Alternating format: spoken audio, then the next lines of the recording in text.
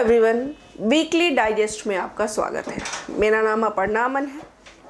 इस वीडियो में मैं आप लोगों के लिए इस पूरे हफ्ते की जो भी महत्वपूर्ण करंट अफेयर से रिलेटेड वीडियोस थी, जो खबरें थी, वो लेके आई हूँ। सबसे पहले हम अपने इस वीडियो में उन टॉपिक्स के बारे में जानेंगे जिन टॉपिक्स को हम अपने इस वीकली करंट अफेयर्स में कवर करने वाले हैं। तो देखते हैं पहले टॉपिक्स के बारे में। सबसे पहले हम बात करेंगे गुरु कृपा यात्रा की, और ये भारत गौरव ट्रेन के द्वारा किया जाएगा। दूसरा जो टॉपिक है वो है हमारा SYL canal, Sutlej Yamuna canal जो है, लिंक कैनाल, और ये जो है हरियाणा के बजट में इस बार पेश किया गया है। ये कैनाल क्या है, इसका क्या महत्व है भारत के लिए, इन सब चीज़ों के बारे में हम इसमें डिस्कस करेंगे। अगला है first semiconductor plant of India, Bharat का पहला सेमीकंडक्टर प्लांट। और लास्टली हम बात करेंगे IMF के प्रेडिक्शंस की, जिसमें इसने प्रेडिक्ट किया है कि India and China to contribute more than half of the global growth. ठीक है, तो शुरुआत हम करते हैं इस वीडियो की अपने पहले टॉपिक से। आज का जो हमारा पहला टॉपिक है वो है गुरु कृपा यात्रा विद भारत गौरव ट्रेन्स। देखिए, आपको पता है कि ऑलरेडी भारत जो है वो अपने सांस्कृतिक धरोहर में बहुत ज़्यादा धनी है, और इसी को आगे बढ़ाने के लिए हमने कई सारी चीज़ें की हैं। जैसे कृष्णा सर्किट को डेवलप किया है, जिसमें कृष्ण और उनसे रिलेटेड जो भी स्थान जहाँ पे वो गए हैं, जहाँ पे उन्होंने जीवन बिताया है, उनको जोड़ा है। उसी तरह से हमने राम सर्किट को डेवलपमेंट किया है, उसका रामायण सर्किट का, जिसमें रामायण और उससे जुड़े जितने भी अध्याय हैं, जितने भी इवेंट्स हैं, वो जहाँ जहाँ हुए हैं हमने सब स्थानों को जोड़ा है। इसी कड़ी को आगे बढ़ाते हुए सरकार ने गुरु मीन्स सिखिज्म और उनसे रिलेटेड जितने भी गुरु हैं, जितने भी धार्मिक स्थल हैं, उन सबको एक साथ जोड़ने का काम किया है। आइए इस टॉपिक में हम बात करते हैं कि ये गुरु कृपा यात्रा क्या है, और ये जिस ट्रेन की मदद से हो रहा है भारत गौरव ट्रेन, ये क्या है, इस यात्रा का क्या सोच है, इस यात्रा में कौन कौन से स्थानों को कवर अप किया गया है, और ये यात्रा सिख धर्म को और कितना आगे ले जाने में मदद करेगा, इन सब चीज़ों के बारे में बात करते हैं। सबसे पहले ये इंडियन रेलवे का इनिशिएटिव है, ठीक है, जिन्होंने गुरु कृपा यात्रा को शुरू किया है। किसकी मदद से, किसके द्वारा होगा ये यात्रा? तो भारत गौरव ट्रेन्स की मदद से, और इसकी शुरुआत जो है अप्रैल 2023 में होगी।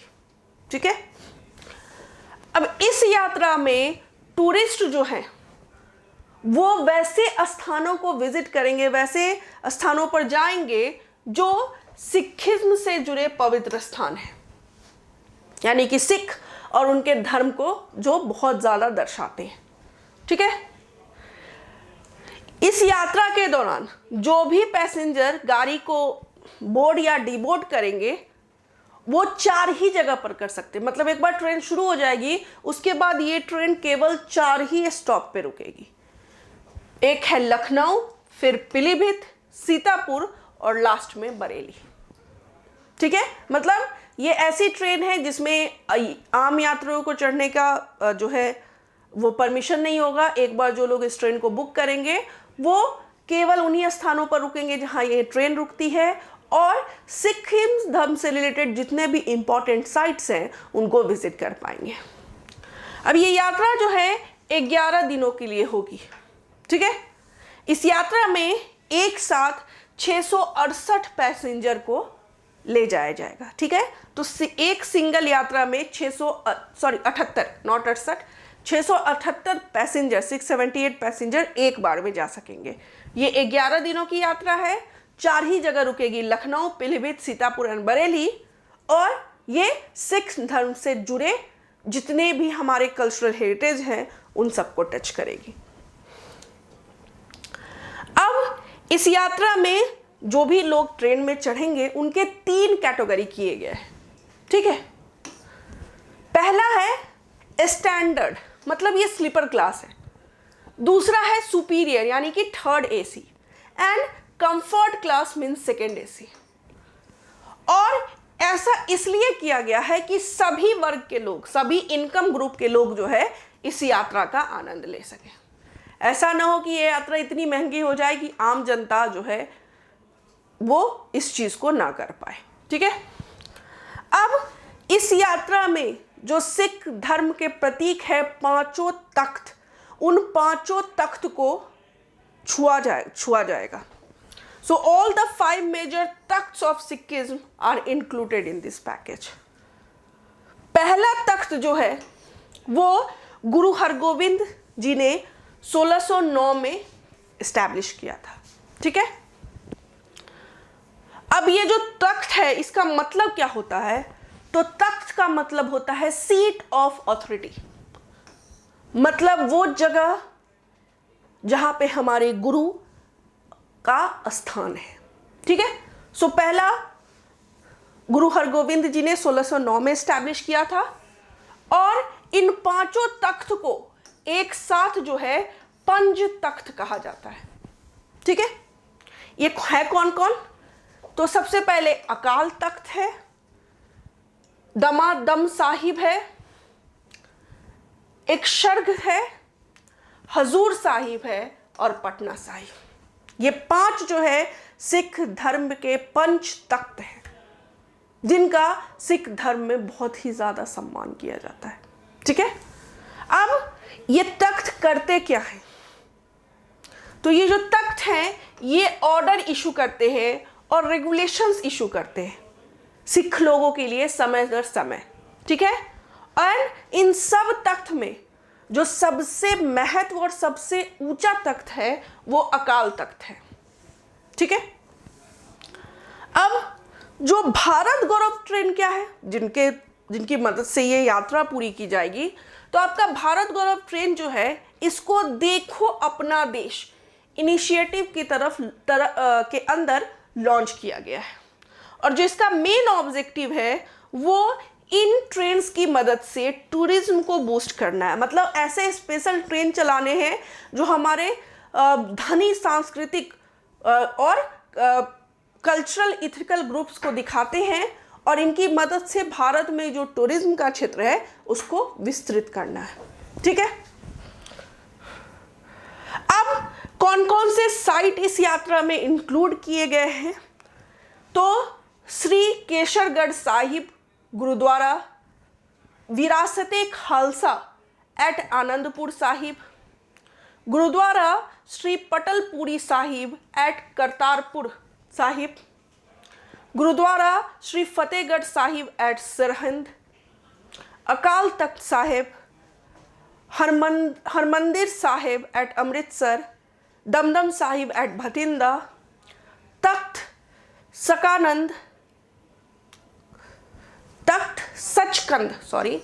सचकंद Shri Hazur Sahib at Nanded, Gurdwara Shri Guru Nanak Jhira Sahib at Bidar and Gurdwara Shri Harmandir Sahib at Patna. इन सब स्थानों को इनका आप दर्शन कर सकते हैं, अपने ध्यान कर सकते हैं और ये सभी पवित्र स्थल जो सिख धर्म से जुड़े हैं इन सबको आप देख सकते हैं। ठीक है, अब आज का जो हमारा दूसरा टॉपिक है वो है SYL कैनल, जिसको हरियाणा ने अपने 2023 के बजट में पेश किया है। सबसे पहले आप जान लीजिए कि ये चैनल कहाँ लोकेटेड है। तो ये देखिए, ये सतलज यमुना लिंक कैनल है ये। ठीक है, अब ये कैनल क्या है, इसका क्या महत्व है, और ऐसा नहीं है कि ये नया कैनल है। इस कैनल का जो हिस्टोरिकल बैकग्राउंड है वो बहुत पुराना है। तो इस टॉपिक में हम इस कैनाल और उनसे जुड़े जो भी बातें हैं सबको डिस्कस करेंगे। सबसे पहले जान लीजिए कि हरियाणा के गवर्नर ने अभी बजट सेशन को शुरू किया है हरियाणा में, और इसमें सतलज यमुना कैनाल की बात की गई है। ठीक है, अब ये जो कैनाल है ये 2 राज्यों के बीच में शेयर करता है अपने जल को, वो पंजाब और हरियाणा के बीच में। ठीक है, और जब ये कैनाल बन के तैयार हो जाएगा तो ये पंजाब और हरियाणा दोनों को ये अनुमति देगा कि वो रावी और ब्यास नदी जो है इनके जलों का इस्तेमाल कर सके।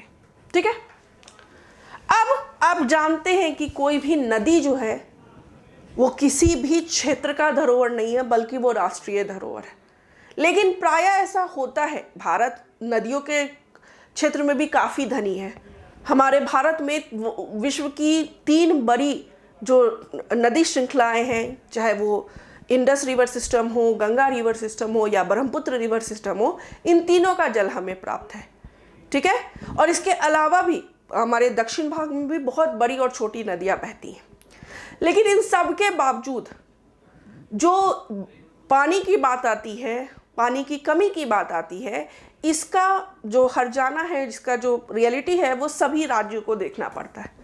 तो प्रायः जब एक नदी 2 या 3 राज्यों के बीच से होके बहती है तो ये विवाद का कारण हो जाती है। कई बार तो ऐसा होता है, या ज़्यादातर केसेस में ऐसा होता है कि दोनों राज्य एक दूसरे से अपने नदी के जल को बांटने के लिए तैयार नहीं होते, और ऐसे में पार्लियामेंट जो हमारा संसद है उसका रोल बहुत इम्पोर्टेंट होता है। तो इस रिवर लिंकिंग प्रोजेक्ट या वाटर शेयरिंग फैसिलिटी में पार्लियामेंट का पावर क्या है, वो यहाँ जानना जरूरी है। सो जो सेंट्रल गवर्नमेंट है, इसके पास पावर है कि ये वाटर शेयरिंग बिटवीन स्टेट जैसे मुद्दे पे लॉ बनाए। और ये है क्योंकि rivers and their inter state rivers it fall under the union list. ये जो हमारा यूनियन लिस्ट है ना, आपको पता है कि इंडिया में जो पावर्स का डिवीज़न है, जो सब्जेक्ट्स का डिवीज़न है, वो बिल्कुल कैटेगराइज अच्छे ढंग से किया गया है। सो यूनियन लिस्ट में जितने भी सब्जेक्ट्स आते हैं उन सब पे लॉ बनाने का अधिकार केवल हमारे संसद को है। तो रिवर और 2 राज्यों के बीच में रिवर के जल के विभाजन का ये जो मुद्दा है, ये यूनियन लिस्ट के अंदर आता है। इसलिए इस मुद्दे पे जो पार्लियामेंट का पावर है वो बहुत ज़्यादा स्ट्रांग है। ठीक है, अब ये जो कैनाल है वो इतना आसान नहीं है। रीज़न क्या है कि ब्रह्मपुत्र नदी हो या सिंधु नदी, ये दोनों निकलती चाइना से है, नियर मानसरोवर लेक। पर ब्रह्मपुत्र क्या है, उसका मेजर हिस्सा बहता चाइना से है, और बाद में अरुणाचल प्रदेश से ब्रह्मपुत्र जो है भारत के अंदर इंटर करती है। उसके बाद वो पूरे आसाम राज्य से होते हुए फिर बांग्लादेश में जाके उसका माउथ है। लेकिन जब इंडस रिवर की बात करेंगे तो इंडस रिवर का ज़्यादातर हिस्सा जो है वो भारत पाकिस्तान के बॉर्डर क्षेत्र से बहता है, और इंडस रिवर का जो ज़्यादा जल का हिस्सा है वो पाकिस्तान को जाता है। भारत को केवल रवि और ब्यास, इन्हीं दोनों नदियों के जल की प्राप्ति होती है। जो सतलज रिवर है खासकर, ये इसका ओरिजिन भी जो है आपको जो है मानसरोवर लेक के पास है, और ये भारत में सिपकिला जो है एक दर्रा है, उस दर्रे से होके इंटर करती है। ठीक है, सो जब इतनी बड़ी रिवर सिस्टम है और ये 2 ऐसे देशों के बीच में है जो पड़ोसी तो हैं पर एक दूसरे से उतना लगाव नहीं रखते, तो इसके मतलब इस रिवर वाटर के इस बड़े नदी तंत्र के विभाजन के लिए भारत और पाकिस्तान ने इंडस वाटर ट्रीटी साइन की है। ठीक है, सो जो इंडस वाटर ट्रीटी है ये भारत और पाकिस्तान के बीच में साइन की गई थी सिंधु नदी के जल के उपयोग के लिए। ठीक है, और इसमें भारत को रावी, ब्यास और सतलज नदी के जल के उपयोग की अनुमति दी गई थी। अब क्या हुआ कि 1966 में हरियाणा को पंजाब से अलग कर दिया गया, और इसके डिवीज़न के बाद पंजाब ने मना कर दिया कि भैया हम इन नदियों का जल आपको नहीं देंगे हरियाणा को।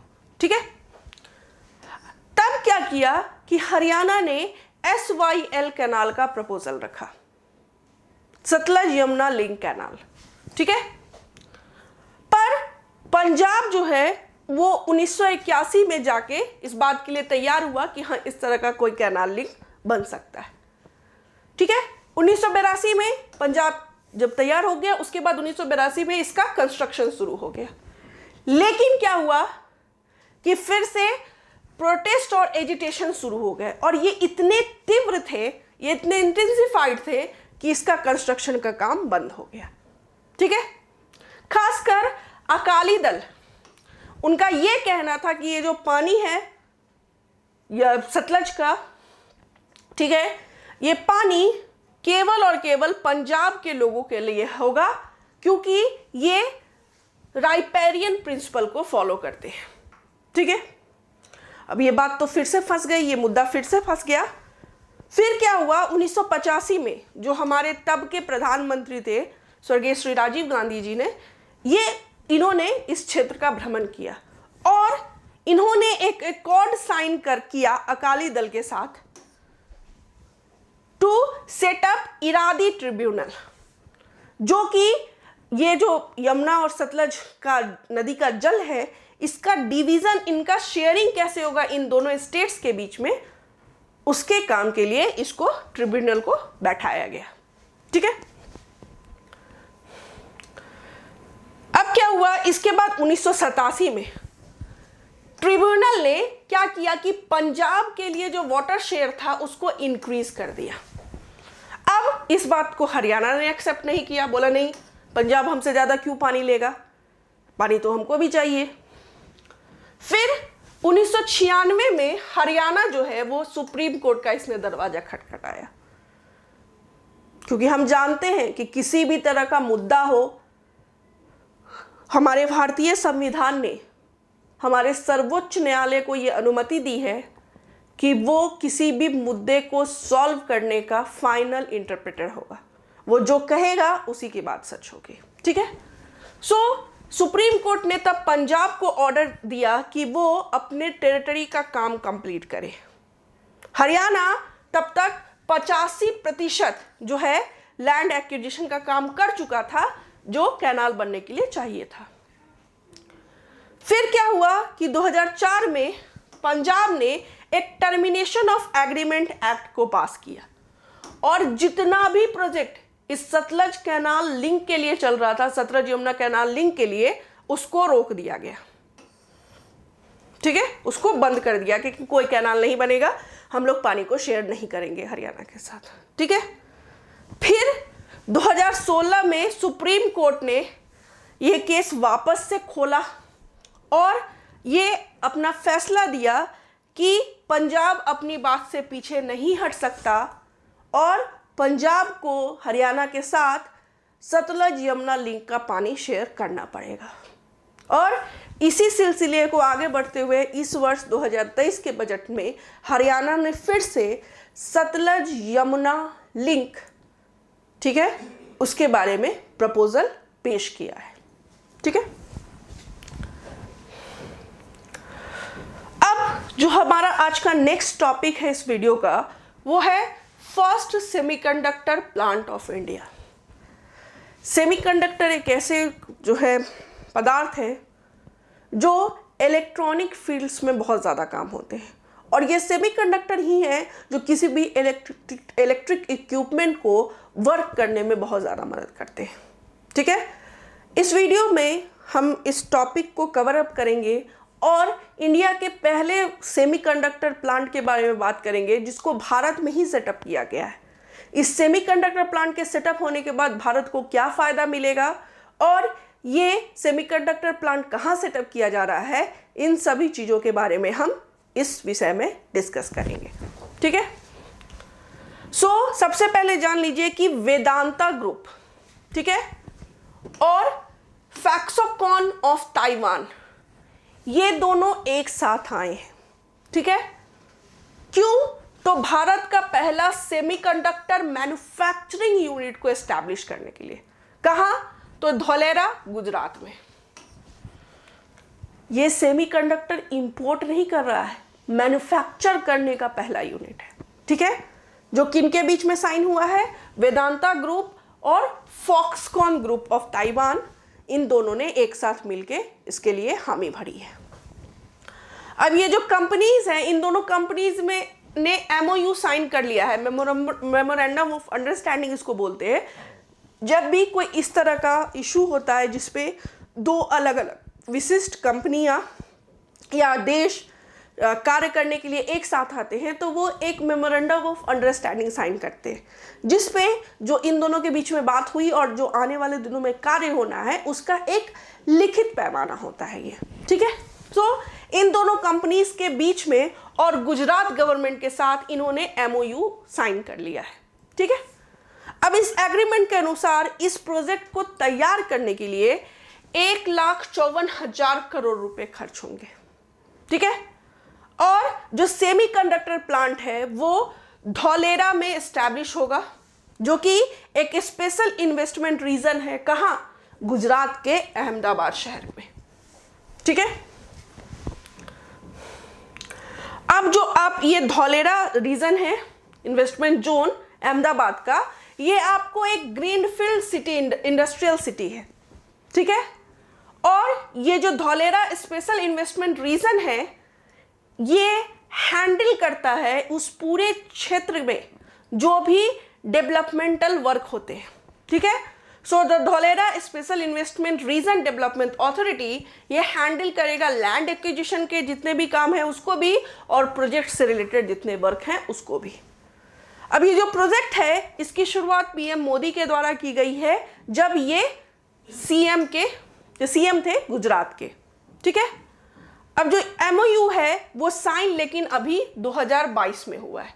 शुरुआत तो उन्होंने तब कर दी थी जब वो प्राइम मिनिस्टर थे, ठीक है, सॉरी चीफ मिनिस्टर थे गुजरात के, लेकिन MOU अभी साइन हुआ है। अब ये जो प्रोजेक्ट है ये गुजरात सेमीकंडक्टर पॉलिसी 2022 टू 2027 के अंतर्गत साइन हुआ है। मतलब गुजरात का जो सेमीकंडक्टर के क्षेत्र में उनकी जो नीति है 2022 से लेकर 27 तक के लिए, उसके अंडर ये प्रोजेक्ट साइन हुआ है। अब ये जो प्रोजेक्ट है इससे होगा क्या, इसका क्या बेनिफिट होगा? तो एटलीस्ट 2 लाख लोगों को जो है एम्प्लॉयमेंट मिलेगा। इंडिया के लिए फायदेमंद क्यों है? क्योंकि इंडिया अभी जितना भी सेमीकंडक्टर मटेरियल है वो चाइना से इंपोर्ट कर रहा है। अभी जब इंडिया सेल्फ सफिशिएंट हो जाएगा तो चाइना से हमें सेमीकंडक्टर इंपोर्ट करने की आवश्यकता नहीं होगी, ठीक है। इंडिया जो है नए प्लांट के साथ सेल्फ रिलायंट हो जाएगा सेमीकंडक्टर प्रोडक्शन के फील्ड में, और हाई क्वालिटी इलेक्ट्रॉनिक प्रोडक्ट्स भी जो है उसके लिए जो डिपेंडेंसी है इंडिया की चाइना पे, जो कि ऐसे गुड्स बनाती है जो इनएक्सपेंसिव और लो क्वालिटी के होते हैं, उससे हट के वो स्वतः जो है एक बड़े एजेंसी के रूप में उभरेगा जो अपने लिए अपनी जरूरत का इलेक्ट्रॉनिक गुड्स का आइटम बना सकेगा, ठीक है। सो याद रखिएगा ये धौलेरा गुजरात में ये प्लांट जो है एस्टैब्लिश किया जाएगा।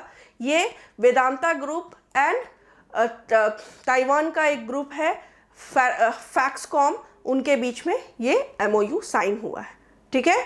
इसका MOU साइन हुआ है 2022 में और अब ये प्लांट जो है अपने डेवलपमेंटल फेज में आ चुका है। अब जो हमारा आज के वीडियो का वीकली का लास्ट टॉपिक है वो है IMF का एक प्रेडिक्शन जो ये कहता है कि India and China to contribute more than half of the global growth. मतलब वैश्विक प्रगति का आधा से अधिक केवल भारत और चाइना के द्वारा किया जाएगा। ये IMF का एक प्रेडिक्शन है। IMF क्या है? ये इंटरनेशनल मॉनेटरी फंड है। ये एक ऐसा ऑर्गेनाइजेशन है जो अपने सदस्य देशों को मुसीबत में आने पर आर्थिक सहायता प्रदान करता है और साथ ही ऐसे देशों को वैश्वीकरण के रास्ते पर भी ले जाता है, ठीक है। हाल में ही IMF ने ये कहा है कि इंडिया और चाइना जो है पूरे ग्लोबल ग्रोथ का 50% से भी ज़्यादा इन दो देशों के द्वारा ही किया जाएगा और बाकी के जो 25% है, मतलब 50 के बाद जो अगले 25% है, ये भी अदर एशियन कंट्रीज के द्वारा ही किए जाएंगे। मतलब क्या है? वैश्विक ग्रोथ का 75% हिस्सा जो है वो एशियन कंट्रीज के द्वारा कंट्रीब्यूट किया जाएगा, जो कि एक बहुत बड़ी बात है, ठीक है। और ये हो क्यों रहा है भाई? बड़े बड़े देश हैं, बड़े बड़े डेवलप्ड नेशन है, वेस्टर्न वर्ल्ड है, उन सबको छोड़ के एशिया क्यों इतनी तेजी से प्रगति की राह पर चल रहा है? रीजन ये है कि जो सप्लाई चेन है ना, ये काफी दब गया था पैंडेमिक के समय, पर जब से पैंडेमिक का अंत होना शुरू हुआ है, तेजी से भारत या खासकर भारत, चीन और एशिया के जितने भी सर्विस सेक्टर है वो बूम पर है। ठीक है, और सप्लाई चेन को तो रिकवर होने में टाइम लगेगा, पर ये जो सर्विस सेक्टर है ना, ये जो भी पीछे रह गया है ग्रोथ, उसको सपोर्ट कर देगा। ठीक है, और ये हो सकता है कि जब सप्लाई चेन वापस से अपने पुराने स्थिति पर आ जाए तो ये कंडीशन रिवर्स हो सकती है, पर अभी के लिए तो 75% जो वैश्विक वृद्धि है उसके लिए एशियन देश ही जिम्मेवार है। ठीक है, अब एशिया का जो ग्रोथ एक्सपेक्टेशन है, Asia is expected to grow by 4.7% in 2023 and 4.5% की दर से ये 2024 में भी आगे बढ़ेगा। 2022 की अगर हम बात करें तो एशिया का जो एशियन कंट्रीज का जो ग्रोथ रेट था वो 3.8% पर था। ठीक है, और अभी जो है करंट कंडीशन में जो एशियन कंट्रीज है ये अपने पैंडेमिक के पहले का जो ग्रोथ रेट था वो अटेंड कर चुके हैं। ठीक है, इसलिए अब जो भी ग्रोथ होगा वो तेजी से ट्रिगर होगा। खासकर एशियन कंट्रीज में भी कंबोडिया, मलेशिया, वियतनाम, थाईलैंड और इंडोनेशिया ये सबसे तेजी से आगे बढ़ने वाले देश हैं। ठीक है, इसके साथ ही एक और चीज होगी, वो क्या कि जो इन्फ्लेशन है वो टारगेट सेट करेगी सेंट्रल बैंक्स की, और 2023 के अंत तक यही टारगेट्स जो है ग्रोथ को आगे बढ़ाएंगे। अभी जो है हमें पता है कि भारतीय आरबीआई ने इंटरेस्ट रेट और रेपो रेट इन दोनों को इंक्रीज किया है। आरबीआई ने भारत के रेपो रेट को 250 पॉइंट से इंक्रीज किया है 2022 में। ठीक है, सो इसके बावजूद इन्फ्लेशन अभी भी 6.2% है, जो कि आरबीआई के द्वारा इन्फ्लेशन टारगेट जो सेट किया गया था 6%, उससे कहीं अधिक है। ठीक है, अब इस सिचुएशन में एक चीज और एशियन कंट्रीज को करनी होगी। 75% ग्रोथ तो वो कर रहे हैं, पर इसका असर इन्फ्लेशन के द्वारा उनके नेशंस पे पड़ेगा। तो इस सिचुएशन में सेंट्रल बैंक्स को काफी अलर्ट रहना पड़ेगा कि ऐसा ना हो कि हम वैश्विक वृद्धि के तो धारक बन जाए पर अपने ही देश की वृद्धि ना हो सके। इन्फ्लेशन इतना ज्यादा तेजी से बढ़ जाए कि वो हमारे खुद के लिए घातक हो जाए। इसको ध्यान में रखना होगा। ठीक है, एक चीज और है कि चाइनीज जो है वो अब अपनी इकोनॉमी को रीओपन कर रहे हैं, तो इन्फ्लेशन और ज्यादा तेजी से बढ़ने की उम्मीद है, क्योंकि चाइना ने जो लॉस किया है वो अपना लॉस कैसे पूरा करेगा? एक्सपोर्ट कर करके, और जो इंपोर्टिंग कंट्री है उसमें लिटरली डंपिंग होने वाली है चीजों की, जिससे इन्फ्लेशन बढ़ेगा। इसको ध्यान में रखना पड़ेगा। ठीक है, खासकर अभी के समय फूड और ऑयल प्रोसेसिंग जो इंडस्ट्रीज हैं वो स्टेबल कंडीशन में आ चुकी है। ठीक है, इस वजह से भी जो एशियन कंट्रीज है इनका ग्रोथ रेट जो है वर्ल्ड ग्रोथ के लिए वो बूम कर रहा है। इस टॉपिक में आपके वीकली करंट अफेयर्स में इतना ही था। धन्यवाद।